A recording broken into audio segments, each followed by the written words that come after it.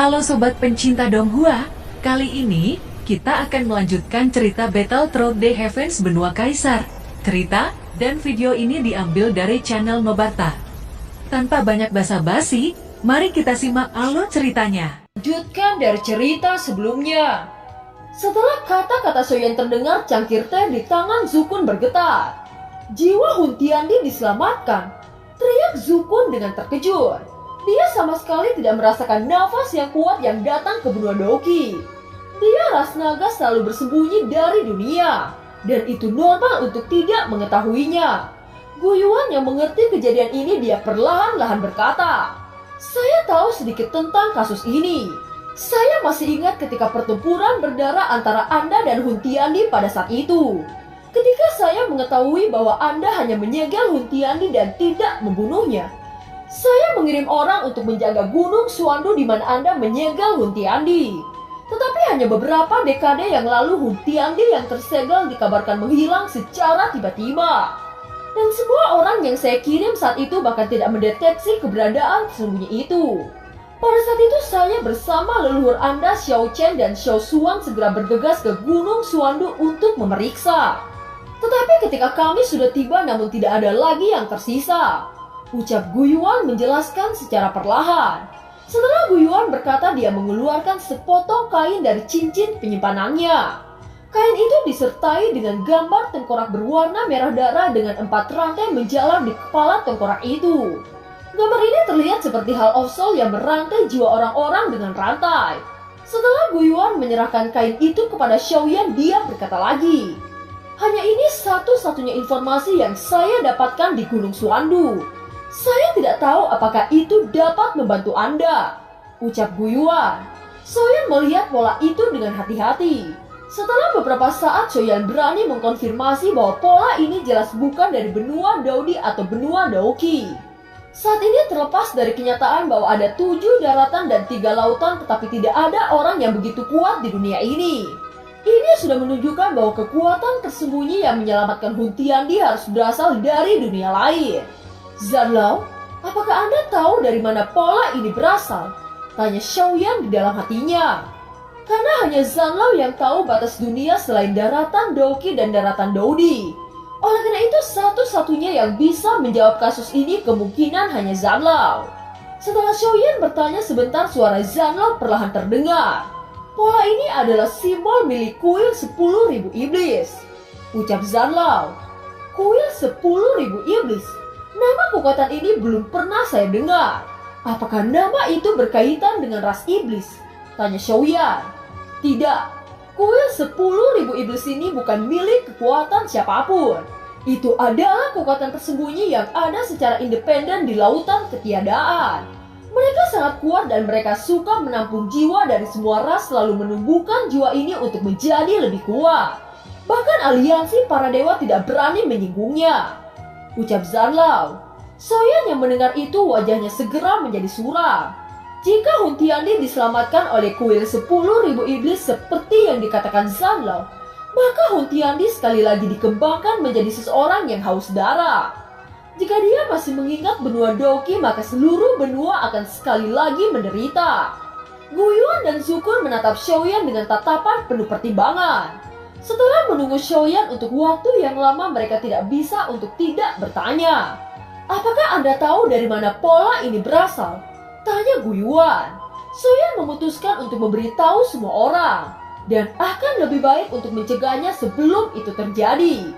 Dia berkata, "Kekuatan untuk menggambar pola ini disebut kuil 10.000 iblis.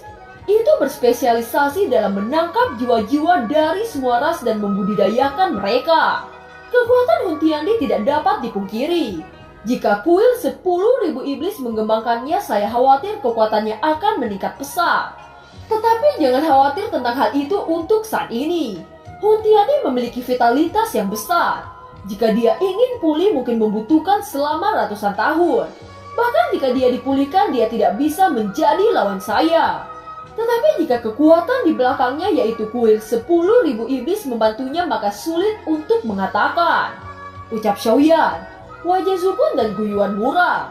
Mereka tahu bahwa meskipun Xiaoyan berbicara dengan ringan, Tetapi dapat ditebak bahwa jika masalah ini benar-benar pecah, maka benua Doki pasti akan mengalami pertempuran yang lebih sengit daripada sejarah itu.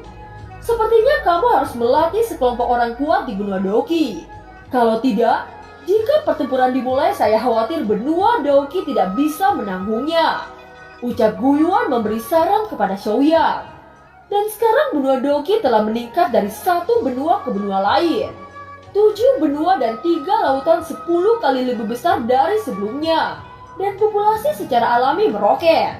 Meskipun kekuatan rata-rata di benua lain relatif lemah, jika direkrut perguruan tinggi pasti akan mendapatkan sekelompok talenta junior yang tidak lemah dalam budidaya. Jika itu ditanamkan maka akan menjadi andalan di masa depan untuk benua Doki. Xiaoyan mengangguk lalu berkata, ini ide yang sangat bagus. Untuk memperkuat benua Doki ini adalah keputusan terbaik untuk diterapkan. Ucap Xiaoyan tersenyum. Dan film pun berakhir. Terima kasih udah dengerin Nova sampai akhir ya. Sampai jumpa.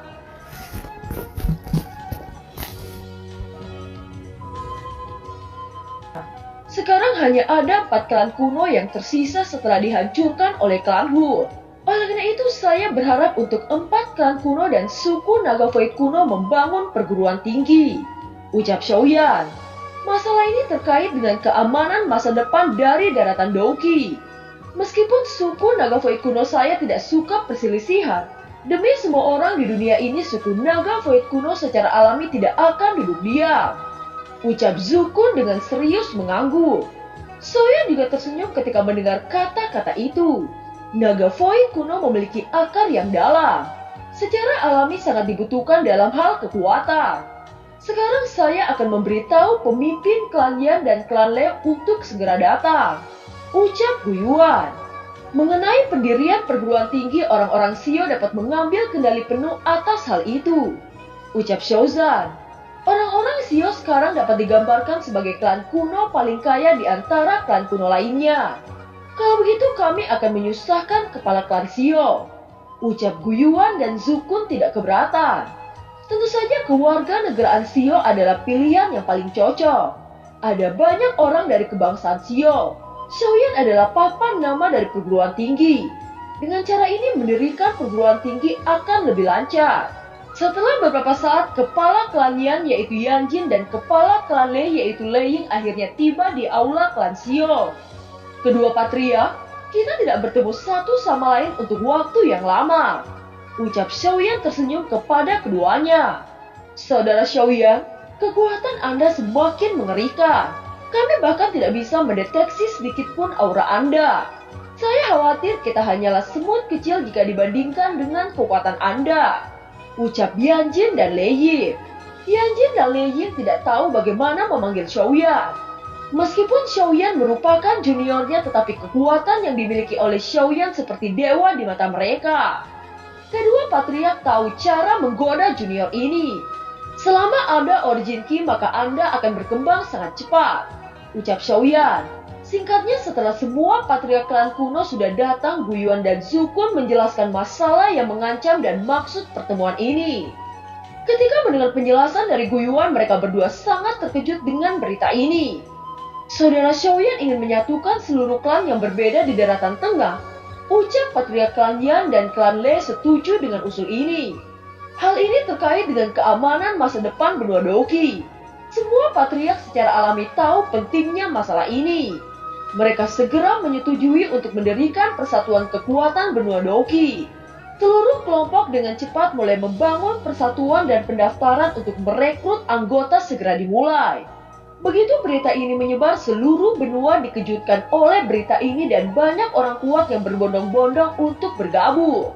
Pada saat ini, Xiao Shaolin berdiri di sebelah Xiaoyan dan memandang seluruh kerumunan. Xiaoyan memandang kedua anaknya dan berkata, "Kalian merupakan penjaga benua Doki ini. Di masa depan kalian berdua harus menjaganya selayaknya rumah Anda." Ucap Xiaoyan. "Ayah, yakinlah. Kami akan menjaga benua ini dengan nyawa kami." Ucap Xiao dan Shaolin. Xiaoyan menyentuh kepala mereka berdua lalu berkata, "Saya percaya bahwa kedua anak ayah ini akan menjadi orang yang melindungi semua orang. Ayah percaya bahwa kedua anak ayah akan menjadi sangat kuat. Dalam beberapa hari ke depan ayah akan pergi dari benua ini, ucap Xiaoyan. Mendengar ini baik Xiao Xiao dan Xiaolin merasa sedih. Mereka ingin menghabiskan waktu lebih lama dengan ayahnya. Xiaoyan yang melihat ekspresi keduanya, dia segera memeluk keduanya dan berkata, "Kalian berdua tidak perlu sedih dengan kepergian ayah. Terkadang untuk bisa melindungi orang yang kita sayangi, kita membutuhkan banyak penderitaan. Hanya dengan begitu kita bisa menjadi kuat dan memiliki kualifikasi untuk melindungi semua keluarga kita," ucap Xiaoyan. Mereka berdua mengangguk lalu berkata, "Ayah, kami berdua akan bekerja keras untuk membantu meringankan beban ayah. Di masa depan kami akan melindungi ayah, ibu, dan seluruh orang-orang kita," ucap mereka berdua. "Anak baik, ayah akan menunggu sampai hari itu tiba. Jika kalian punya kesempatan, ayah ingin kalian menemui Ibu Cailin. Dia sangat merindukan kalian berdua," ucap Xiaoyan. Mereka berdua mengangguk dan menunjukkan keseriusan di wajahnya. Pada saat ini mata Xiaoyan menyipit memandang benua ini. Hatinya penuh dengan ketegasan. Tidak peduli itu benua Doki ataupun benua Doudi, dia harus menjaga kedua benua ini. Masih ada 50 tahun sebelum dimulainya kompetisi atas nama benua di alam Hongmeng. Pada saat yang sama, Xiaozan dan yang lainnya juga kembali dari tempat yang mereka kunjungi. Mereka sangat memuji keindahan dari benua Doki. Xiaoyan, benua Doki ini memiliki banyak gunung-gunung dan sungai. Bahkan para penduduk sangat ramah kepada pendatang baru seperti kita. Tempat ini sangat cocok untuk dijadikan tempat tinggal, ucap Xiaozan. Xiaozan berkata dengan ekspresi kagum. Dia mengeluarkan peta dan menunjukkan kepada Xiaoyan. Xiaoyan melihat peta yang ada di tangan Xiaozan dan dia sangat terkejut. Sekarang dia melihat bahwa benua Doki ini sekarang jauh lebih besar dari masa lalu. Bahkan sekarang sama besarnya dengan benua Doudi saat ini. Sepertinya peristiwa besar telah terjadi di benua Doki ini. Daerah yang sangat luas ini sebenarnya milik benua Doki yang tersegel. Sekarang segel itu telah hancur dan mereka semua menyatu kembali, ucap Xiaoyan. Xiaoyan, saya juga menemukan ada beberapa jejak pertempuran skala besar di benua ini. Mungkin jika kita menelusurinya akan menemukan sesuatu yang tak terduga, ucap Xiaozan. Xiaoyan menggelengkan kepalanya lalu berkata, "Sayangnya kita tidak memiliki banyak waktu untuk menjelajahi tempat itu," ucap Xiaoyan. Untuk menuju benua Hongmeng dia membutuhkan waktu perjalanan sekitar 10 tahun. Oleh karena itu dia tidak bisa menunda keberangkatannya. Nan Erbeng dan dokter peri kecil juga muncul di depan kelompok Xiaoyan. Saat dokter peri kecil melihat King Mu'er dan Xiaoyan bergandengan tangan, ekspresi di wajahnya sedikit membeku. Pada saat yang sama, Xiaoyan mengambil langkah ke depan menarik dokter peri kecil dan memperkenalkannya kepada semua orang. "Ini adalah teman saya di benua ini. Dia biasanya disebut sebagai dokter peri kecil," ucap Xiaoyan. Orang pertama yang merespon adalah King Mu'er. Dia segera maju dan mengulurkan tangan sambil berkata, "Nama saya King Mu'er. Saya berasal dari benua Doudi dan saya merupakan istri Xiaoyan," ucap King Mu'er. Dokter peri kecil sangat terkejut mendengar ini. Dia segera mengendalikan emosinya dan menjabat tangan dengan King Mu'er. Xiaoyan yang merasakan fluktuasi energi yang terpancar dari dokter peri kecil, dia sangat terkejut. "Dokter peri kecil, Anda sudah menerobos Doudi," ucap Xiaoyan. Dokter peri kecil melepaskan tangan King Mu'er dan tersenyum kepada Xiaoyan. Xiaoyan memeluknya di hadapan semua orang. Dia bahkan tidak peduli apakah King Mu'er dapat memahaminya atau tidak. Bagaimanapun dokter peri kecil adalah orang yang selalu membantunya di masa lalu. Tubuh dokter peri kecil menegang saat merasakan pelukan hangat dari Xiaoyan. Tanpa terasa pipi dokter peri kecil dipenuhi dengan air mata. Dia menunggu Xiaoyan untuk waktu yang lama, sekarang dia akhirnya bisa melihatnya lagi. Setelah waktu yang lama, dokter peri kecil melepaskan diri dari pelukan Xiaoyan lalu dia berkata, "Saya mengerti bahwa kekuatan saya masih tidak cukup untuk bisa menemuimu seperti di masa lalu. Tetapi kamu harus berjanji satu hal kepada saya. Ketika kekuatan saya sudah memenuhi syarat, maka Anda harus membawa saya pergi bersama Anda. Sekarang kamu jaga dirimu baik-baik dan kamu harus tetap hidup," ucap dokter peri kecil. Tanpa menunggu jawaban dari Xiaoyan, dokter peri kecil menghilang dari hadapan Xiaoyan. Xiaoyan melihat punggung dokter peri kecil yang berangsur-angsur menghilang. Dia berdiri di tempat untuk waktu yang sangat lama dan tiba-tiba suara Xiaozan terdengar. "Xiaoyan, kapan kita akan meninggalkan benua ini?" tanya Xiaozan. Xiaoyan menghela nafas panjang. Matanya dipenuhi dengan ketegasan dan berkata, "Sekarang kita akan meninggalkan benua ini menuju ke benua Hongmeng," ucap Xiaoyan. Setelah beberapa saat, bahtera tabut yang merapat di klan Xiao perlahan-lahan mulai naik ke atas. Xiaoyan tidak tahu apakah dia berhasil selamat saat mengikuti kompetisi benua. Namun Xiaoyan tahu bahwa tinggal di benua ini bukanlah pilihan yang baik. Ini satu-satunya jalan untuk meningkatkan kekuatannya. Di langit, Xiaozan, Xiaosuan, dan dua anak Xiaoyan mengantar kepergiannya. Xiaoyan melihat mereka semua, dia berkata dengan nada tegas, "Saya mempercayakan benua ini kepada kalian," ucap Xiaoyan. "Ayah, kami akan menjaga kedamaian benua ini dan tidak akan mengecewakan Anda," ucap Xiao Xiao dan Xiaolin. "Xiaoyan, Anda tidak perlu khawatir. Saya dan leluhur Xiaosuan akan membantu cucu kami untuk mengurus benua ini," ucap Xiaozan, ayah Xiaoyan. Di langit, lautan orang yang tak terhitung jumlahnya menangkupkan tangan ke arah kaisarian. Pada saat yang sama, Xiaoyan bersujud 3 kali kepada ayahnya, leluhurnya, dan semua kerabatnya. Setelah itu dia berdiri dan dengan lambaian tangannya bahtera tabut berubah menjadi gumpalan cahaya dan menghilang. Melihat kepergian Xiaoyan, seluruh pasukan menghela nafas panjang. Mereka tidak akan pernah tahu kapan Xiaoyan akan pulang di benua ini lagi. Xiaoyan berdiri di atas bahtera tabut, dia melihat benua Daoqi yang berangsur-angsur menghilang. Dia berbalik dan menoleh ke arah kelompoknya saat berkata dengan tegas, "Kita akan menuju benua Hongmeng untuk mengikuti kompetisi atas nama benua. Musuh yang akan datang jauh lebih kuat dari apa yang pernah kita hadapi. Sekarang kita harus mempersiapkan diri dan melakukan pelatihan keras," ucap Xiaoyan. Seluruh kelompok berteriak secara serempak, "Kami akan berjuang dengan keras untuk meningkatkan kekuatan," ucap semua kelompok fearless. Sekarang bahtera tabut sudah memasuki ruang kekosongan. Lingkungan di sekitar sangat sunyi dan tidak ada bintang yang berkedip di lautan ketiadaan ini. Xiaoyan mencoba untuk memeriksa area di sekitar dengan kekuatan jiwanya. Namun dengan persepsi spiritualnya dia tidak mampu menembus laut ketiadaan. Area ini sangat misterius. Saya tidak mampu mengidentifikasi tempat ini dengan kekuatan jiwa saya, ucap Xiaoyan.